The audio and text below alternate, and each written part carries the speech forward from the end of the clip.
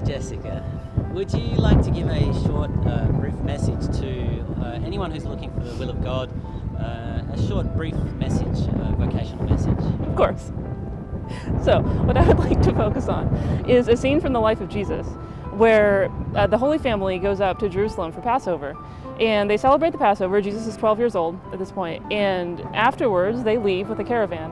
And they get a day's journey away. And they realize, we lost Jesus. Like, where's Jesus? And he's not with them. So Mary and Joseph start looking everywhere. And they go running back to Jerusalem.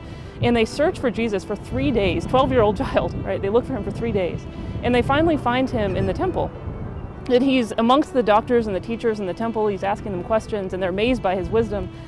And so Mary comes up. She's like, son, why have you done this to us? Like, your father and I have been looking for you, sorrowing. And Jesus looks at her and he says, why were you looking for me? Didn't you know that I had to be about the things of my Father? And that scene, I think, is a huge key to having the spiritual freedom of heart that we need, that you need, in order to be able to run after the call of God. Because Jesus really beautifully reminds Mary of who he is. When she comes to him and she says, son, your father and I have been looking for you. He says, no, my father knew exactly where I was. I have to be about his business. And that is something that I want to encourage you to really ponder and to really let sink into your heart, is that God is your Father. That you were not created for your parents. You were not created for your job. You were not created, even if you're called to marriage, you were not created for your husband or for your wife. You're created for God.